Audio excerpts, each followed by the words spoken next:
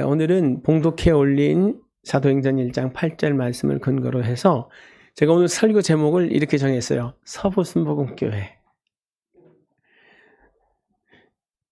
설교 제목이 교회 이름이 된 적은 처음인 것 같아요.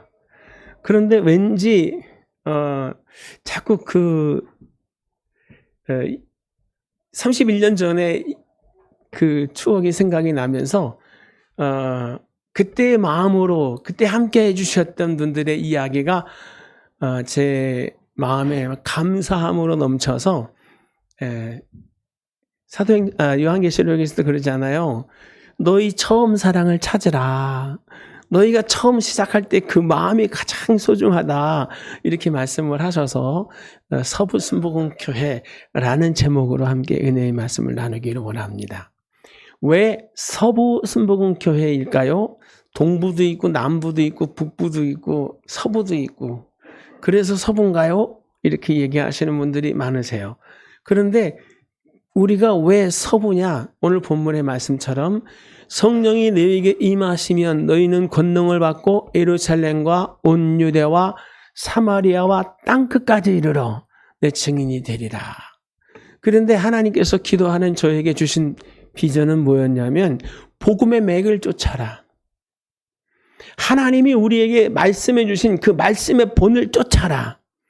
그곳에 하나님의 역사가 있을 것이고 그것이 바로 하나님을 예배하는 예배자의 삶의 방향일 것이다 라고 말씀해 주신 은혜가 있어서 제가 교회를 개척하면서 교회의 이름을 서부순복음교회라 이렇게 말했습니다. 예루살렘에부터 시작된 복음이 동서남북으로 다 퍼져나간 것 같잖아요. 그런데 가장 큰 맥은 어디로 갔어요? 가장 큰 맥은 서쪽으로 갔습니다. 지금도 우리 교회를 통해서 우리 한국 교회를 통해서 복음이 온 세상으로 퍼져나가는데 어디로 가장 많이 가냐? 서쪽으로 갑니다. 그러면 그 서쪽 끝이 어딜까요? 예루살렘에부터 시작된 복음이 서쪽으로 돌고 돌아서 마지막 도착하는 종착점, 지구가 동그라니까 마지막 도착하는 복음의 종착점이 어디예요? 예루살렘이에요. 그래서 예루살렘이 복음화되면 뭐가 와요? 주님이 다시 오십니다. 그때까지의 우리의 삶이 신앙인의 삶이고 또 복음을 쫓는 성도의 삶이어야 할 줄 믿습니다. 요즘 굉장히 덥잖아요. 그죠? 근데 31년 전 이 8월도 엄청 더웠습니다. 지금은 신곡천이 열려서 개천으로 다시 복원이 됐잖아요. 근데 제가 처음 부천 땅에 왔을 때는 거기는 콘크리트로 덮여 있었던 복개천이었습니다. 그리고 제 동기생 두 분과 함께 건물을 임대해서 1993년 2달 동안 준비를 하고 1993년 8월 28일 토요일 오전 11시에 서부순복음교회를 창립했습니다. 지금도 그렇지만 교회는 우리 교회만 있는 게 아니라 우리 교회가 소속된 지방회와 그 지방회가 속한 총회가 있습니다. 그때 우리 지역을 담당하고 있는 지방회 이름은 경기서지방회입니다. 경기서지방회의 주관으로 우리 교회 창립 예배 설교는 누가 해주셨냐면 저 옆곡에 있는 소망순복음교회, 순복음소망교회 최요열 목사님께서 해주셨습니다. 지금은 고인이 되셨어요. 그리고 권면의 말씀은 누가 해주셨냐면 순복음대우교회 담임하고 계시던 저의 스승 고숙한 목사님께서 해주셨고 또 축사의 말씀은 저 부산에 있는 금정교회를 담임하고 계시던 강로화 목사님께서 해주셨습니다. 그런데 그 강로화 목사님도 고인이 돌아가셨습니다. 그리고 축도는 그 당시에 이 지역의 지방의 회장이셨던 오세인 목사님께서 해주셨습니다. 오세인 목사님도 은퇴하셨어요. 이제 몸도 불편하시고 연세도 많이 드셔서. 왜? 저희 교회가 31년 차거든요. 그러니 그때 당시에 60세, 그때 당시에 70세 다셨던 분들은 90이 다 됐잖아요. 그죠? 그러니까 그렇게 교회가 정식적으로 호적에 오르는 그런 모습이 되었다는 겁니다. 이렇게 공식적으로 출발은 했지만 창립 예배 때는 굉장히 많은 분들이 오시거든요. 근데 그 다음 주에는 어때요? 그 다음 주에는 진짜 멤버들만 모이는 거예요. 몇 분이 모였나요? 저희 가족하고 몇 분이 모였습니다. 그때 제가 복개천 쪽에 보면은 공원이 하나 있어요.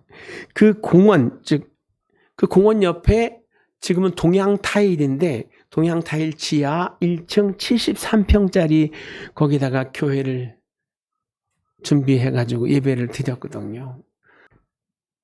그런데 그렇게 예배를 시작했는데 정말 제가 순복음 대구교회 출신인데 대구 근처로 안 가고 하나님 가라는 곳으로 가겠습니다. 하나님 말씀하시는 곳으로 가겠습니다. 그렇게 기도하면서 부천 가라고 명하신 받고 부천으로 왔는데 와 보니까 어느 분이 교회 등록을 하는 거예요. 뭐라고 말하냐면 제가 대구 범박동 쪽에서 예배 드리던 성도인데 갑자기 부천으로 이사를 오게 돼서 목사님이 순복음 대구교회 출신이라는 얘기를 듣고 제가 여기 등록했습니다. 이렇게 부부가 같이 젊은 부부가 와서 등록을 하시더라고요. 그러더니 며칠 지나니까 또 저기 부평에 있는 십정동에 있는 어느 어머님과 딸이 자기도 순복음 대구교회 출신입니다 하면서 와서 등록을 하는 거예요. 그리고 이 건너편에 소사동 쪽에서 어떤 한 자매가 우리 교회에 또 와서 등록을 했어요. 그분은 저랑 잘 알았어요. 순복음 대구교회에서 실업인 선교회 간사 일을 하시던 박순애 자매였는데 이제는 권사님이 되셨습니다. 인천 십정동 쪽에 사시는데 권사님이 되셨어요. 그리고 순복음 대구교회 출신 청년 둘이 신학교를 간다고 서울로 올라왔다가 목사님 저 좀 받아주세요 하고 와서 저를 도와주게 됐어요. 그러다 보니까 몇 분이 됐어요? 2명, 2명, 1명, 2명 하니까 7분이 성도가 됐어요. 그리고 그렇게 7명하고 열심히 전도하다가 한 자매를 만났는데 박규순 자매라고 여기 지금은 이제 다 부셔버렸네요. 여기 신흥연립 지금 아파트가 섰지만 거기 살던 어떤 박귀순 자매가 자기도 순복음교회 좋아한다고 알고 보니까 남자친구가 대주동 신학교 순복음 신학교 학생이었어요. 전도사 훈련 받고 있는. 그래서 열심히 그분들과 함께 연합을 해서 지역을 섬기고 선교했었습니다. 그러다가 박기순 자매는 그 남자분이 졸업을 하고 광주로 내려가면서 광주로 시집을 갔어요. 지금은 천안에 순복음 평안교회를 담임하고 계신 노우성 목사님 사모가 되어 있습니다. 우리 교회의 역사예요. 근데 그렇게 되었던 참에 어느 날 한 부부가 어린 딸을 강보에 싸서 왔어요. 교회를. 제가 아는 분이었습니다. 근데 그 어린 딸이 자라서 이제 자기랑 똑같이 닮은 딸을 낳았어요. 그 애가 루다예요. 우여곡절이 많았는데 예, 그렇게 건강하게 잘 자라서 또 가정도 이루고 그리고 후손을 보는 모습을 보게 됩니다. 여러분들이 저와 함께 했던 그 과정을 다 얘기하면 너무 길 것 같은데 한 가정만 더 얘기를 하겠습니다. 그러다가 우리 교회 최순덕 권사가 하시던 그 가게를 어느 분이 인수했어요. 그래서 거기서 떡볶이하고 호떡하고 장사를 하는데 그 집을 이제 전도를 하면서 딸이 셋이다가 아들이 하나더라고요. 근데 그 딸들이 굉장히 사건 사고가 많아요. 뭐 허리를 다쳤다, 기부스를 했다. 근데 또 남편분은 굉장히 아내분을 힘들게 하는 분이었습니다. 그래서 어떻게든 전도를 하고 교회 식구가 됐어요. 그 딸들 너무 이쁘고 저는 아들만 둘인데 그 집은 아들 하나에 딸 셋이잖아요. 그 딸들이 너무 좋아서 그 딸들한테 우리 딸 하자고, 목사님 딸 하고 싶지 않냐고 우리 시영 딸 하자고 그랬는데 그때 중학생 그때 고등학생이었던 그 자매들이 이제는 다 결혼을 했습니다. 남편분들도 같이 우리 교회 신앙생활하고 또 가정마다 딸 둘, 아들 둘, 아들 둘 이렇게 해서 우리 주일학교 멤버들이 다 됐어요. 그러던 중에 그 전 얘기지만 그러던 중에 그 셋째 딸이 우리 요한이를 좋아하는 것 같아서 제가 요한이한테 요한아 보라가 너무 이쁘다. 그래서 둘이 짝을 지어줬습니다. 저희 며느리가 됐어요. 제가 30년 목회하면서 가장 큰 수확이 아닐까. 복덩어리를 얻었죠. 그리고 손주 둘을 얻었습니다. 아멘.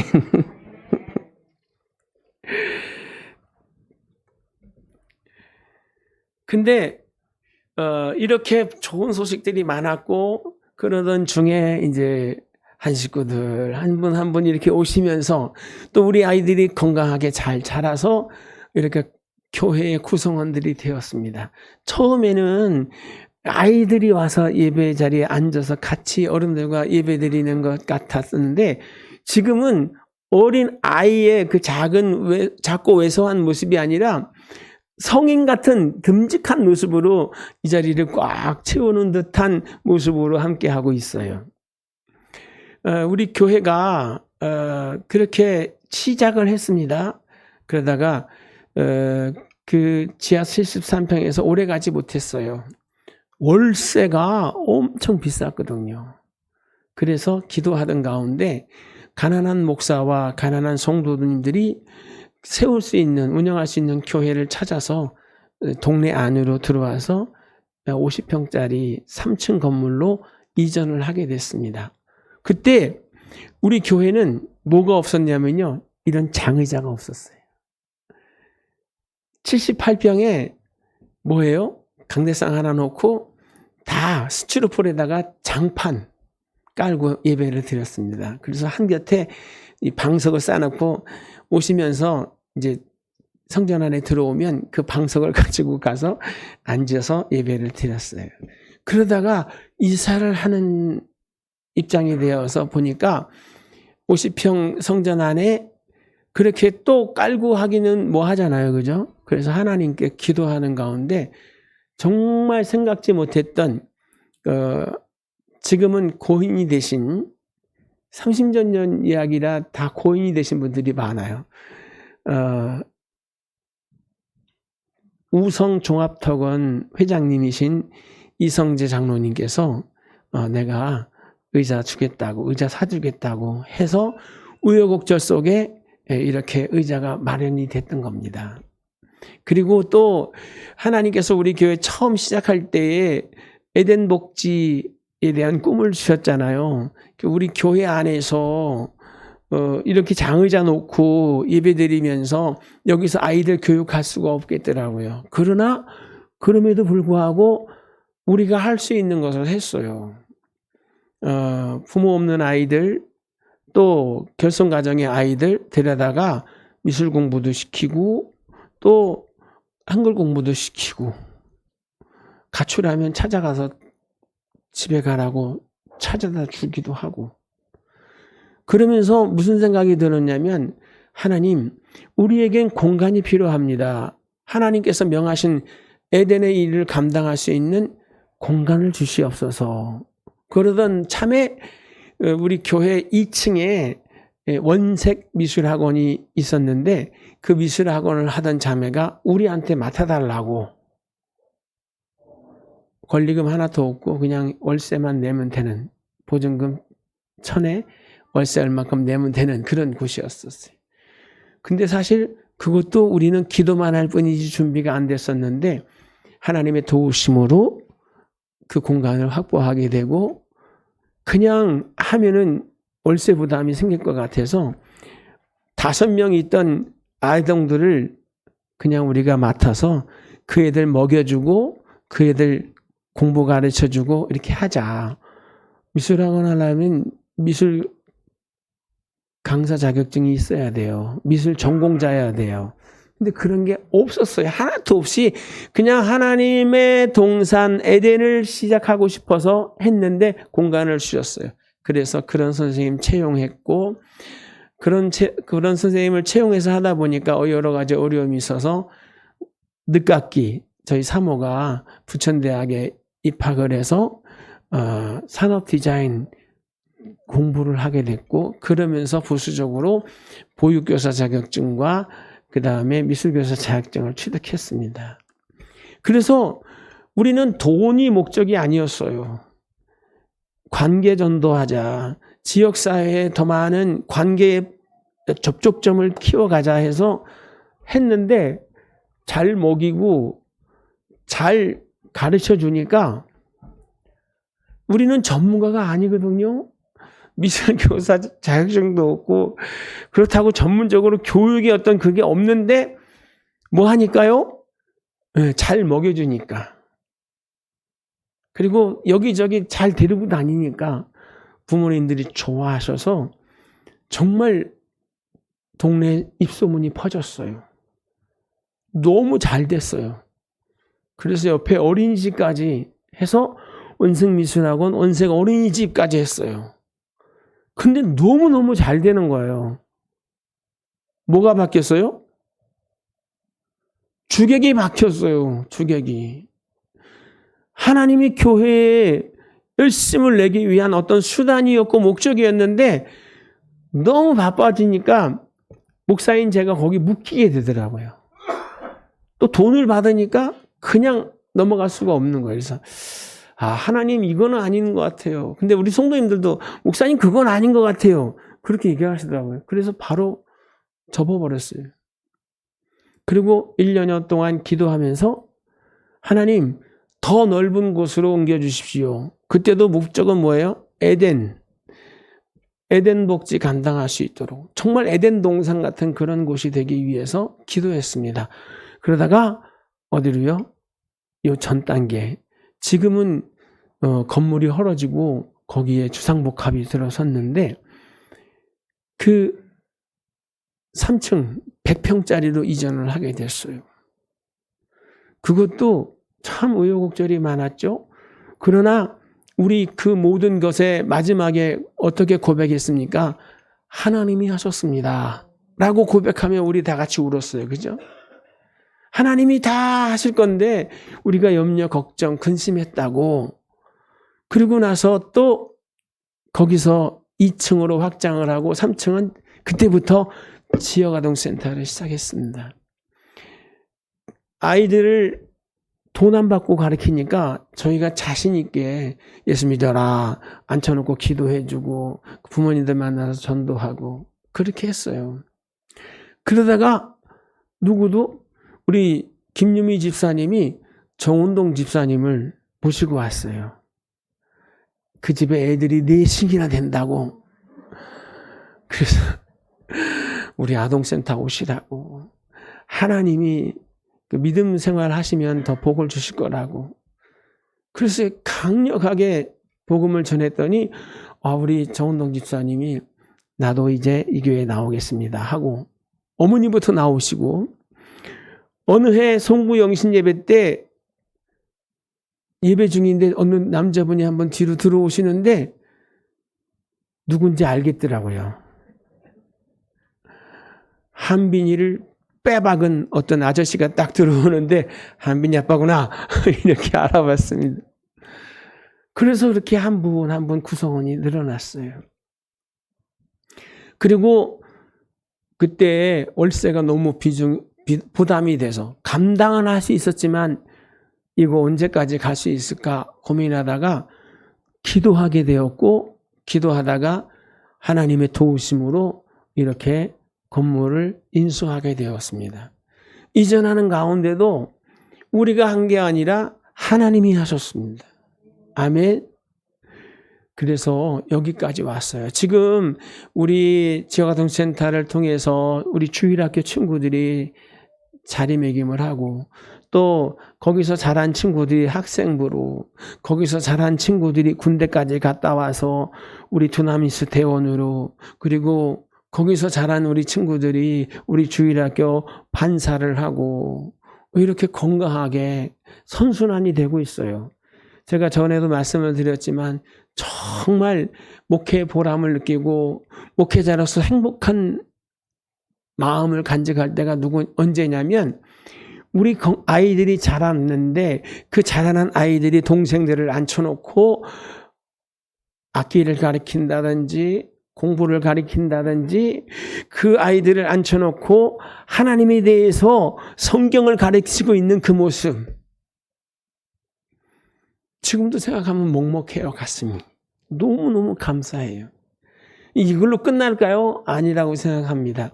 이 아이들도 자라서 좋은 대필 만나서 가정을 이루고 그 가정에서 그 후손들의 손을 맞잡고 어디로요? 이 재단에 모여올 거라고 믿습니다. 아멘. 이렇게 31년을 달려왔어요. 눈에 확 띄게 와 놀랍다, 와 대단하다 그런 것 같지 않았는데 마치 물이 흐르듯이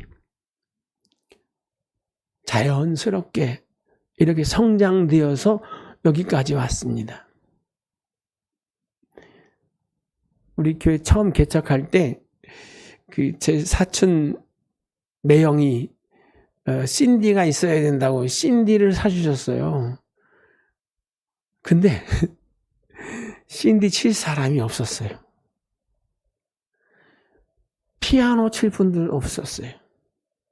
그 반주기로 예배를 드렸는데 어느 날 하나님께서 우리 심전수님을 보내주시고 2단 신디를 치게 됐고, 지금은요 그렇게 귀하던 반주자들이 우리 하은이가 자라서 피아노 반주자가 됐잖아요. 그냥 반주하는 게 아니라 전문가예요.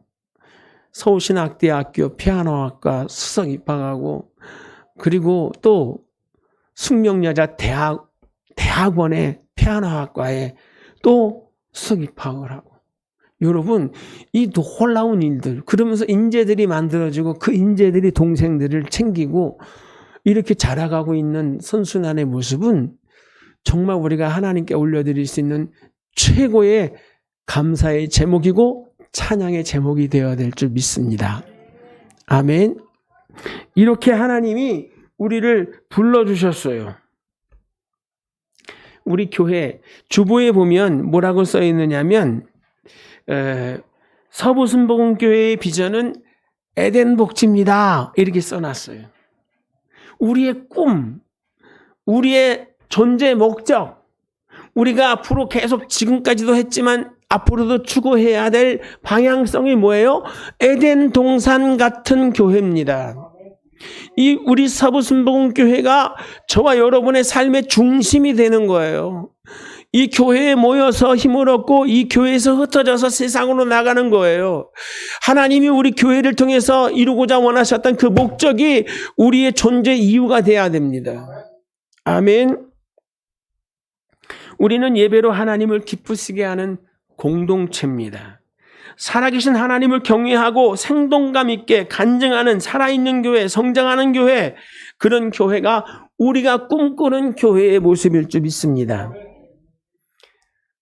교회라고 하는 어원을 보면 에클레시아잖아요. 하나님께서 이 부천에도 얼마나 인구가 많은지 아세요? 90만 정도의 인구가 있습니다. 근데 그 90만의 인구 속에서 한 분 한 분 지명해서 불러주셨어요. 그리고 그렇게 불러주신 같은 목적을 가지고 있는, 같은 뜻을 품고 있는 사람들을 불러주신 거예요. 그런데 가끔 이런 분이 있어요. 나는 그런 거 별 관심 없습니다. 나는 거기에 동의하지 않습니다. 여러분, 아닙니다. 하나님이, 여러분이 생각을 못했어도 하나님이 그렇게 불러주셨어요. 그게 저와 여러분을 향한 하나님의 목적이고 존재 이유입니다. 그거를 뭘로 받아야 돼요? 아, 이게 내가 이 교회에서 감당해야 될 역할이구나, 사명이구나. 내가 내 남은 생애를 통해서 하나님께 감당할 수 있는 비전이구나. 이걸 깨닫게 되시기를 주님의 이름으로 축복합니다. 하나님께서 뭐라고 말씀하셨냐면, 송민규 목사, 너는 내가 십자가의 보혈의 피값으로 산 내 거야. 이렇게 말씀하셨거든요. 저만요? 아니에요. 여러분 모두 다. 여러분의 이름을 넣고 너는 내가 십자가의 피값으로 산 내 거야 라고 말씀해 주셨어요. 아멘. 왜 사셨냐고요? 왜? 목적이 있어서, 이유가 있어서 그렇게 세상 가운데서 사서 이 재단에 불러 모아 주셨습니다. 그래서 우리는 그 목적에 부응하는 삶을 살아내야 될 줄 믿습니다. 이사야 43장 1절로 3절의 말씀을 제가 한번 잠시 읽어드릴게요. 야곱아, 너를 창조하신 여호와께서 지금 말씀하시느니라. 이스라엘아, 너를 지으신 이가 말씀하시느니라. 너는 두려워하지 말라. 내가 너를 구속하였고 내가 너를 지명하여 불렀나니 너는 내 것이라. 내가 물 가운데로 지날 때에 내가 너와 함께 할 것이라. 강을 건널 때에 물이 너를 침몰하지 못할 것이며 내가 불 가운데 지날 때에도 타지 아니할 것이요 불꽃이 너를 사르지 못하리니 대저 나는 여호와 내 하나님이요 이스라엘의 거룩한 자요 내 구원임이라. 아멘. 하나님이 불러주신 것만 아니에요. 불러주신 내 삶의 현장 가운데 그분이 함께하고 계십니다. 그래서 그 부르심에 응답하는 우리들의 삶에는 물 가운데 들어가도 불 가운데 들어가도 그 물이 우리를 엄물하지 못하고 그 불이 우리를 사르지 못하는 여호와 하나님이 함께하심으로 형통한 열매의 삶을 살아갈 수 있도록 만들어주시는 줄 믿습니다. 내가 선택해서 온 게 아니에요. 하나님이 불러주신 거고, 불러주실 때는 뭐예요? 목적이 있어서 불러주셨다는 거예요. 근데 하나님이 부르신 그 목적이 나의 삶의 이유가 되고 하나님이 그 목적이 나의 목적이 된다고 하면 그때부터는 복이 되는 줄 믿습니다. 하나님이 너는 내 것이라 할 때 그때 우리는 감사하셔야 돼요. 내가 내 건지 왜 하나님 겁니까? 이렇게 말하면 어리석음이 없기를 바랍니다. 하나님이 피로 값을 주고 사셨어요. 값 주고 산 저와 여러분은 이제 하나님 거예요. 악한 원수마귀가 일절 손대지 못하는 하나님의 소유입니다. 하나님이 책임져 주십니다. 하나님이 뜻대로 멋있게 사용하실 줄 믿습니다. 여기서 우리가 절대 잊지 말아야 할 건 뭐죠? 하나님이 우리를 통해서 일하신다는 거예요. 할렐루야. 바울은 고린도 교회에 이렇게 말했습니다. 여러분, 하나님이 저와 여러분을 불러주신 거예요. 피로 값을 주고 사신 거예요. 그렇기 때문에 우리는 어떻게 하래요? 먹든지 마시든지 무엇을 하든지 다 무엇을 위해서 하라고요? 하나님의 영광을 위해서 하라. 하나님 일하는 소리만 하네. 아니, 우리도 먹고 살아야 되는데, 나도 직장이 있고, 나도 사업이 있고, 나도 가정이 있고, 나도 나의 꿈이 있고 비전이 있는데 어떻게 하나님의 일만 하라고 하십니까? 라고 생각하실 분도 있어요. 그죠? 너무나 당연한 소리겠죠. 그러나 하나님은 하나님의 일만 하라고 하신 적이 없습니다. 하나님의 이 일이 먼저가 되라고 하셨죠. 그러면 하나님이 뭐 하신대요? 더하여 주신대요. 할렐루야. 여러분, 누가 더해주는 건 얼마나 복이 됩니까? 그죠? 우리 하나님은 더해주시면 얼마나 더해주실까요? 30배, 60배, 100배로 더해주신대요. 아니, 그냥 조금 주는 게 아니라니까요. 하나님의 나라를 먼저 구하면 이 모든 것으로 내가 너에게 더하여 주리라. 하나님의 일이 내 삶의 존재 목적이 되면 정말 하나님이 원하시는 그 삶을 내가 내 삶 속에 담아가지고 한번 가보려고 하면 하나님이 약속하셨던 32,500가지의 축복의 약속들을 우리 삶 속에 더하여 준대요. 아멘? 이런 복 받고 싶지 않으세요? 더해주는 은혜, 매일같이 플러스 되어지는 은혜, 그것도 0이 하나씩 더 붙는 거예요. 제가 이런 말 많이 하잖아요. 1 쓰고 0 쓰면 복이 됩니다. 그죠? 1 하나만 있으면 그게 뭐예요? 최저의 숫자, 치작의 숫자가 1이잖아요. 그죠? 근데 거기다가 하나님이 뭘 해요? 동그라미를 하나 더 해준대. 그럼 몇 배가 되는 거예요? 10배가 된다니까요? 그런데 거기다 동그라미 하나를 더 붙여줘. 그러면 몇 배가 되는 거예요? 100배가 되는 거예요. 여러분, 세상에 살면서 100배의 복 받은 적 있으세요? 100배의 복을 받는 사람 보셨습니까? 그러나 하나님은 하나님을 위해서 시간을 드리고 하나님을 위해서 마음을 드리고 하나님을 위해서 내 삶을 드린다고 하면은 매일같이 그 삶의 현장 가운데 뭘 더 하신다고요? 동그라미를 더 하는 거예요. 할렐루야. 이거 대박 아닌가요? 왜 머리로는 아는데 왜 그게 우리의 삶의 전목이 안 되냐는 거예요. 하나님을 못 믿는 건가요? 누가 그렇게 말씀하셨어요? 송민교 목사가 그렇게 뻥치고 있는 건가요? 절대 아니거든요. 하나님이 하신 말씀이에요.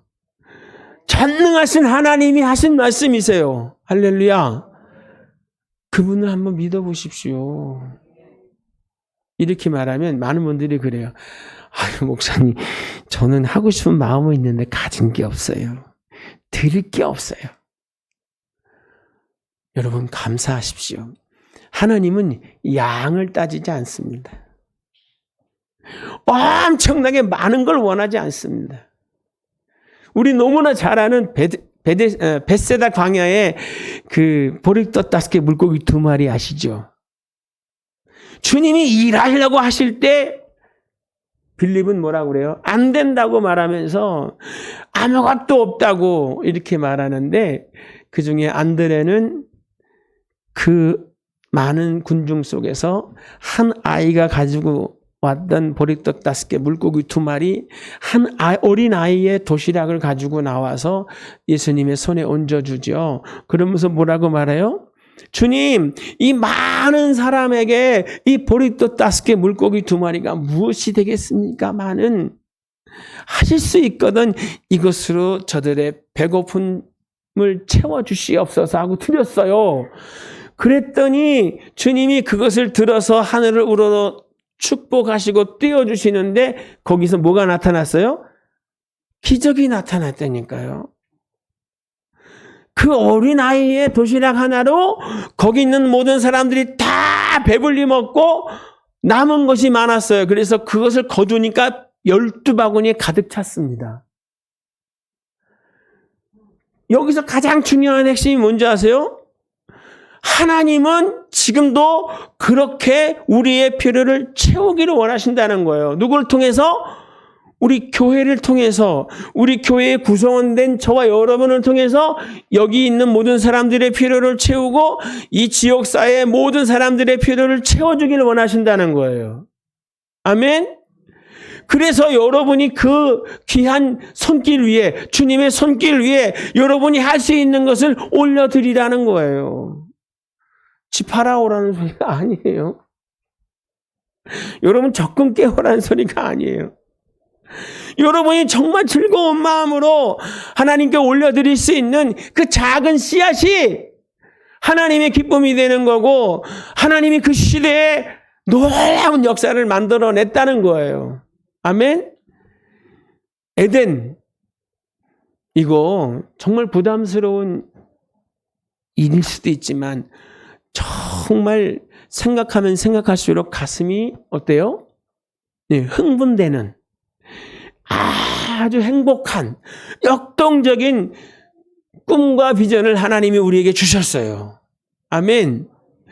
이걸 어떻게 이루실까? 처음에는 막막했지만 지금도 막막합니다. 그러나 이 31년의 시점이 지난 후에 돌아보니까 하나님께서 멋있게 하셨어요. 이게 다인가요? 아닙니다. 앞으로 일어날 일은 더 위대하고 더 역동적이고 더 놀라운 일들만 남았어요. 아멘. 우리 지금 고3 3명 있잖아요. 한빈이, 태윤이, 그 다음에 우리 예성이. 얘들이 나중에 뭐가 될지 어떻게 알아요? 그죠? 어느 대학 가느냐가 중요한 게 아니라 얘들의 10년 후의 모습이 기대되지 않습니까? 지금 우리 여학생들 중에도, 그죠?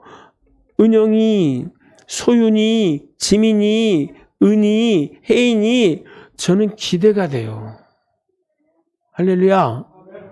이 아이들이 건강한 말씀을 받고 이 아이들이 에덴의 그 꿈을 간직하면서 하나님, 나 이 꿈 잃어버리지 않고 나도 이렇게 한번 쓰임받고 싶으니 나를 써주시옵소서. 지금 우리 학생들의 모습이 완벽한가요? 아니잖아요.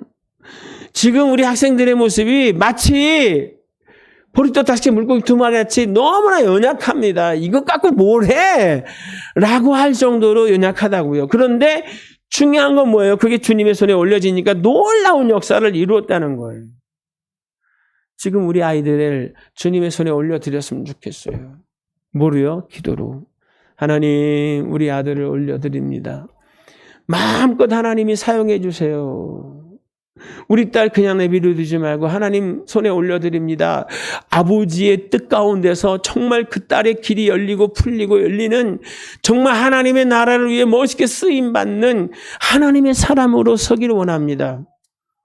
그래서 그 아이가 뭐가 되는 거예요? 이 에덴의 산증인이 되는 거고 이 에덴의 주역이 되는 거고 큰 복을 받는 주인공이 되는 거죠. 아멘.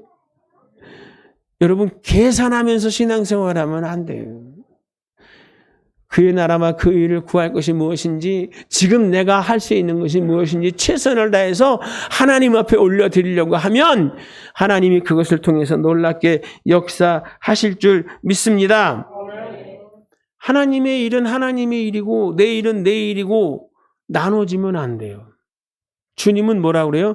너희가 내 안에 있고 내 말이 너희 안에 있으면 뭐예요? 하나 되는 거잖아요. 그러면 무엇이든지 원하는 대로 구하라. 내가 다 이루리라. 그죠? 근데 우리의 신앙은 어때요? 하나님의 일은 하나님의 일이고 끝나기가 무섭게 뽀로로 가가지고 내일 하기 바빠. 그 내일이라는 게 없는 거예요. 가정에 가서 하는 그 일도 하나님 일이고 직장에 가서 하는 그 일도 하나님 일이고 내가 시작한 그 사업의 일도 뭐가 돼야 돼요? 하나님의 일이 돼야 돼요. 그래야 하나님이 내 일을 도와주시죠. 옛날에 이런 얘기 들었어요. 내가 하나님의 일을 하면 하나님은 내 일을 책임지신다. 믿습니까? 내가 하나님의 일에 열심을 다하면 하나님 내 일을 책임져 주시는 거예요. 근데 하나님 일하면서도 내 일이 걱정이 돼서 대충 하고 도망가 버려. 내 일 하려고. 내가 다 해야 돼. 내가 다 해야 돼. 하나님은 구경하실 거예요. 그죠? 그러면 얼마나 힘들까? 내가 염려하고 내가 걱정하고 내가 전전긍긍하고 얼마나 힘들까요? 하나님은 그런 삶을 원하지 않아요. 하나님의 일하면서 다 맡겨드리고 그 수고하고 무거운 짐을 하나님이 다 맡아주시고 정말 하나님 일하면서 마음에 넘치는 기쁨을 간직하기 원해요. 정말 예수 믿은 거 받은 거 많다고 하나님 내가 그 작은 하나님이 일 감당했더니 하나님께서 이렇게 내 삶을 책임져 주시는군요 라고 간증할 수 있기를 주님의 이름으로 축복합니다. 아멘. 신앙의 묘미잖아요. 신앙생활의 묘미가 뭐예요? 하나님이 내가 생각지도 않은 것들로 나의 삶을 채우는 거예요. 기대도 못했는데. 왜? 그런 상상을 못하면 기대도 못하는 거거든요. 근데 기대도 못했는데 하나님이 탁탁탁탁 하시는 거예요. 아이고 하나님 너무너무 감사합니다. 별거 아닌 그 일에 내가 열심을 다했더니 하나님께서 그 마음의 헤아림대로 갚아주시는데 그죠? 너희의 그 마음의 헤아리는 그대로 내가 갚아주는데 누르고 흔들어 넘치게 한다고 그러잖아요.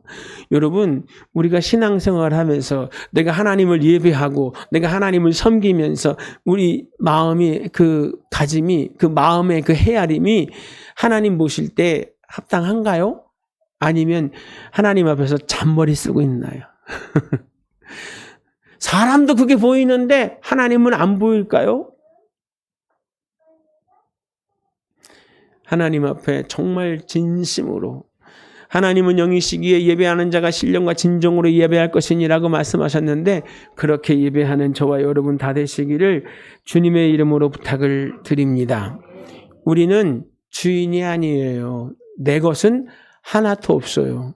하나님이 나를 믿고 맡겨주신 그것을 하나님의 뜻을 따라 관리하는 청직입니다. 자식도 내 새끼가 아니에요. 하나님이 나에게 맡겨준 하나님의 자녀이고요. 직장도 사업도 건강도 물질도 시간도 다 하나님 거예요. 그래서 우리가 그 하나님이 주신 것을 가지고 내가 주인이다. 이건 선악과 따먹는 사람하고 똑같은 거고요. 그걸 가지고 하나님 어찌하오리까. 지금 이런 것을 보고 있는데 지금 이런 것을 듣고 있는데 지금 내 마음에 이런 게 느껴지는데 내게 맡겨주신 이것 가지고 나는 어떻게 해야 됩니까? 라고 구하고 그때 주시는 마음을 쫓아서 순종할 때 하나님이 역사하실 줄 믿습니다. 청지기예요. 선한 청지기는 하나님이 다 주시는 줄 믿습니다. 책임져 주실 줄 믿습니다. 마지막으로 한번 성경 말씀 읽어보고 마치겠습니다. 마태복음 24장 42절부터 51절 말씀인데요. 그러므로 깨어있으라. 어느 날 너희 주가 임할는지 너희는 알지 못함이니라. 너희도 아는 바니 만일 집주인이 도둑이 어느 시점에 올 줄 알았다라면 깨어있어 그 집을 뚫지 못하게 하였으리라. 이러므로 너희도 준비하고 있으라. 생각하지 않은 때에 인자가 오리라. 충성되고 지혜 있는 종이 되어 주인에게 그 집 사람들을 맡아 때를 따라 양식을 나눠줄 자가 누구냐. 주인이 올 때 그 종이 이렇게 하는 것을 보면 그 종이 복이 있으리로다.